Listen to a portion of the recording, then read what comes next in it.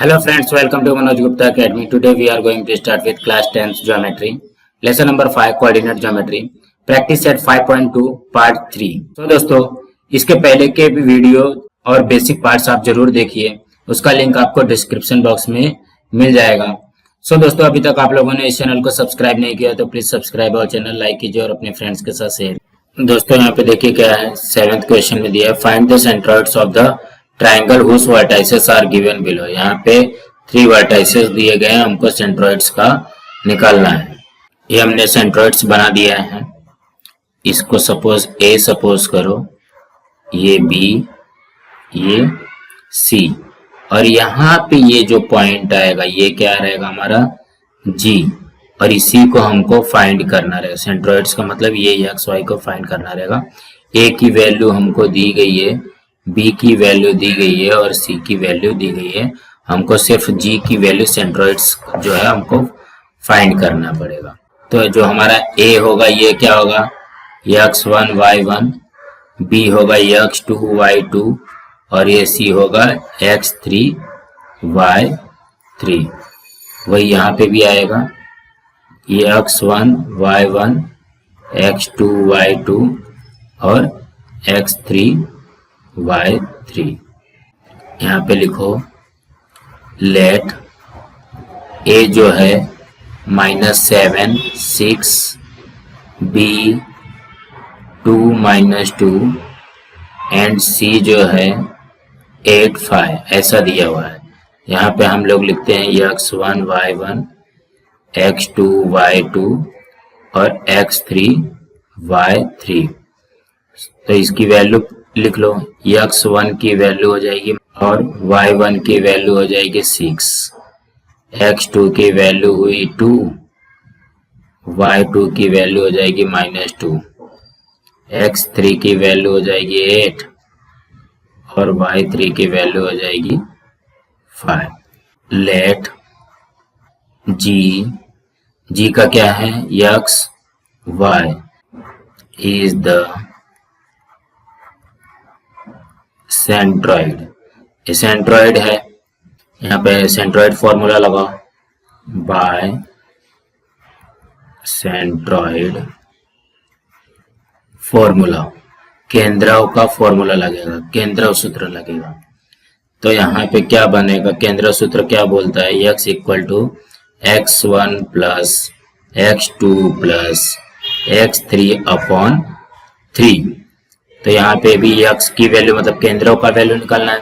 x1 क्या दिया गया -7 plus 2 plus 8 upon 3, so that x की वैल्यू हो जाएगी -7 प्लस 2 -5 प्लस 8 3 अपॉन 3. ये कैंसिल होकर के x की वैल्यू क्या आ गई 1. अब सेंट्रॉइड फॉर्मूला से y का भी निकाल लो. तो y का क्या होगा y1 plus y2 plus y3 upon 3, so that y equal to y1 कितना है 6 plus -2 plus 5 upon 3, so that 6 -2 plus 5 upon 3.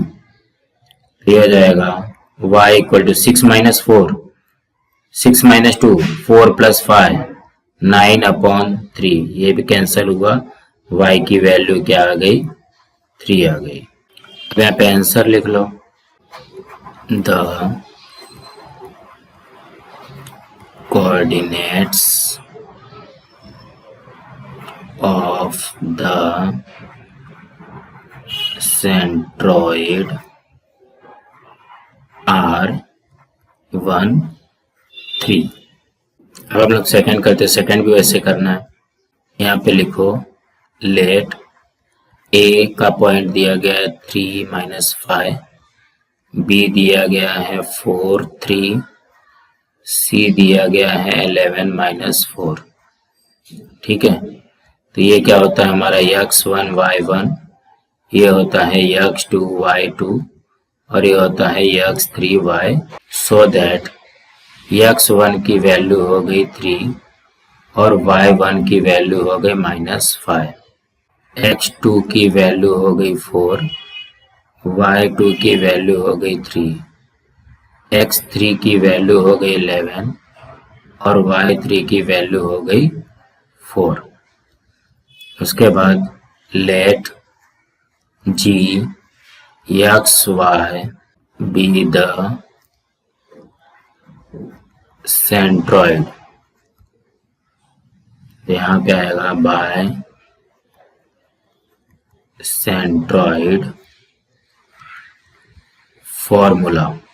Centroid formula से क्या होगा, x equal to x1 plus x2 plus x3 upon 3, so that x की value क्या हो जाएगी 3 plus 4 plus 11 upon 3। देखो x1 x2 x3 की वैल्यू यहाँ पे हमने पुट कर दिया, सो दैट x की वैल्यू क्या हो जाएगी 3 4 7 7 एंड 11 18 अपॉन 3 मीन्स x की वैल्यू आ गई 6।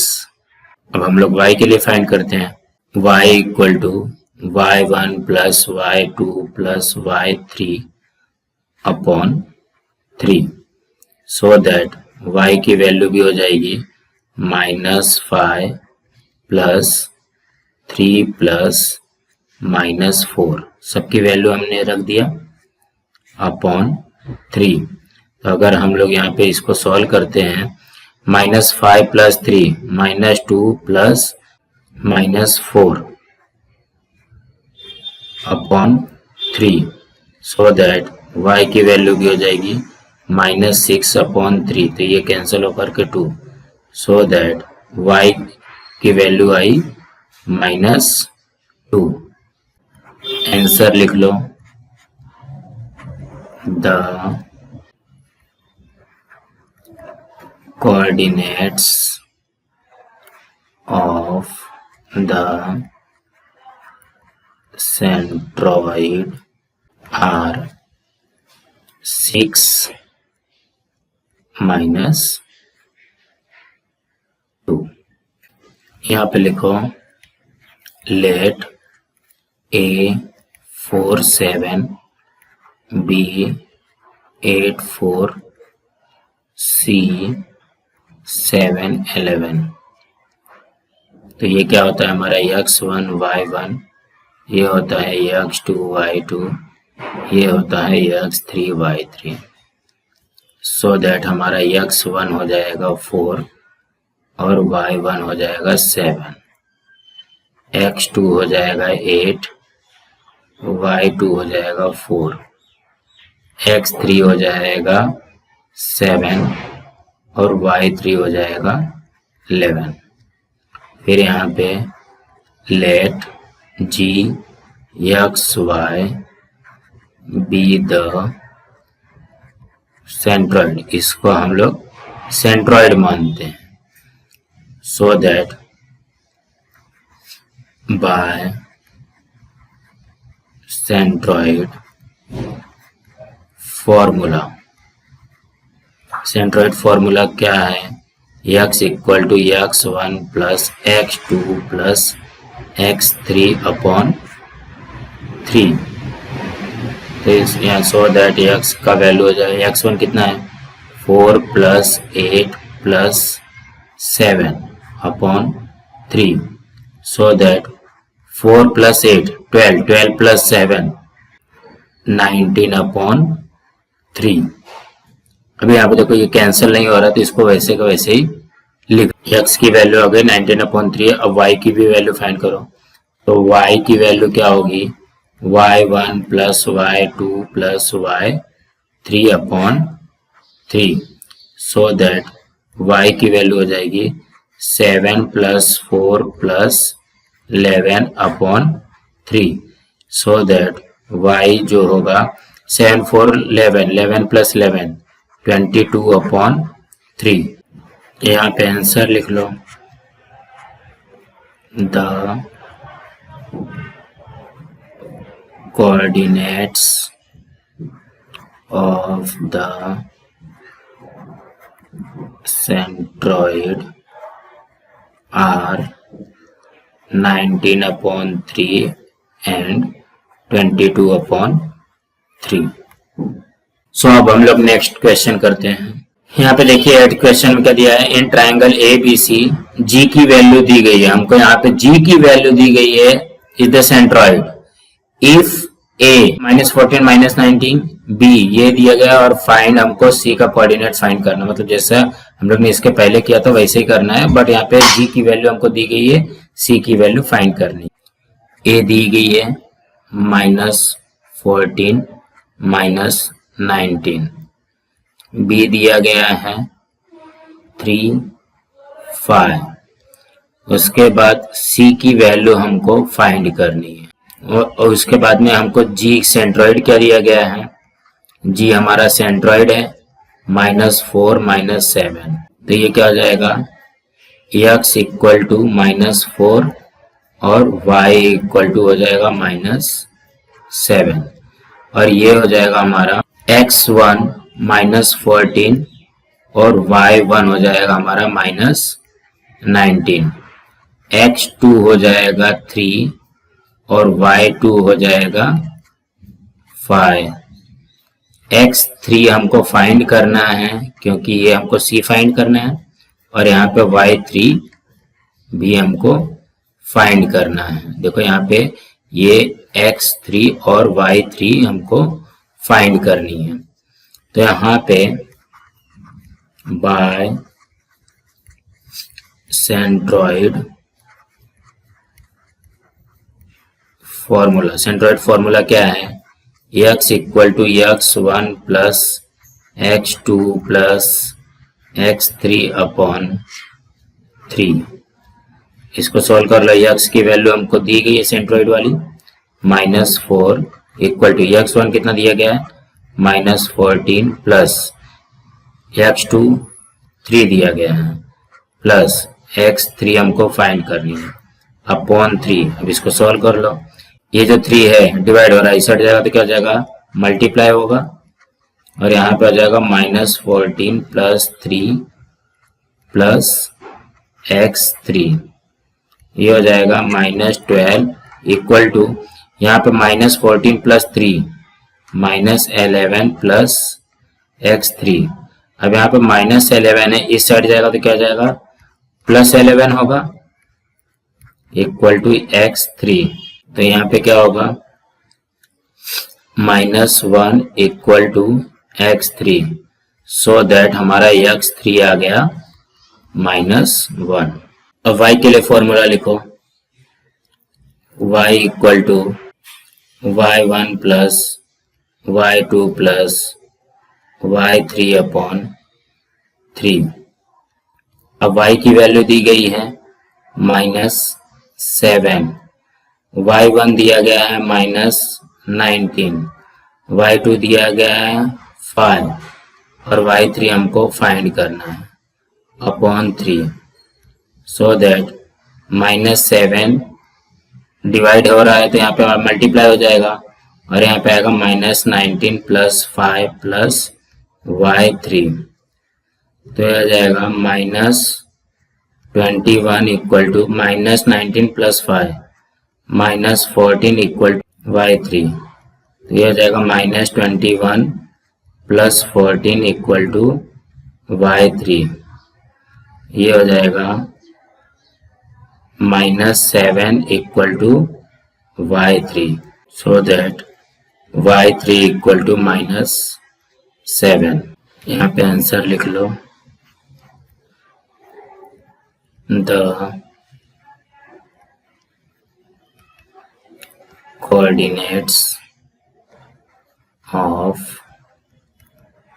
point C are क्या आएगा -1 और -7। 9th क्वेश्चन में क्या दिया गया है, सेम वैसे ही है, a की वैल्यू दी गई है, b का कोऑर्डिनेट दिया गया है, c का कोऑर्डिनेट दिया गया है और g की वैल्यू दी गई है और हमको h एंड k फाइंड करना है, ये h और ये k फाइंड करना है। तो सबसे पहले हम लोग देखते हैं क्या दिया गया है। a की वैल्यू दी गई है h-6, b की वैल्यू दी गई है 2 3, c की वैल्यू दी गई है -6 k। ठीक है, तो ये हमारा क्या होता है, ये होता है x1 y1, ये होता है x2 y2 और ये होता है x3 y3। So that x1 की वैल्यू है h और y1 की वैल्यू है -6, x2 की वैल्यू है 2 और y2 की वैल्यू है 3, x3 की वैल्यू है -6 और y3 की वैल्यू है k। G1 phi is the centroid। तो यहाँ पे क्या हो जाएगा, x की वैल्यू हो जाएगी 1 और y की वैल्यू हो जाएगी 5। तो हमको क्या करना है, h एंड k की वैल्यू फाइंड करनी है ना, तो सेंट्रोइड फॉर्मूला पहले इसमें लगा दो। तो यहाँ पे आएगा बाय सेंट्रोइड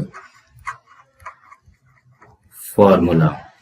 सेंट्रोइड फॉर्मूला क्या होता है, x equal to x1 plus x2 plus x3 upon 3। अब यहाँ पे फॉर्मूला पुट कर दो, क्या है 1, x1 है h, x2 है 2 प्लस x3 है -6 अपॉन 3। सो दैट ये 3 से डिवाइड हो रहा था, यहाँ पे जाएगा तो क्या हो जाएगा, मल्टीप्लाई हो जाएगा 1 into 3 equal to h plus ये 2 प्लस -6 -4। तो यहाँ पे हो जाएगा 3 इक्वल टू h -4। तो यहाँ पे होगा 3 इक्वल टू h -4 अगर है तो यहाँ पे -4 है तो इस साइड जाएगा तो +4 हो जाएगा equal to h। So that h equal to 3 plus 4, so that h equal to हो गया हमारा 7।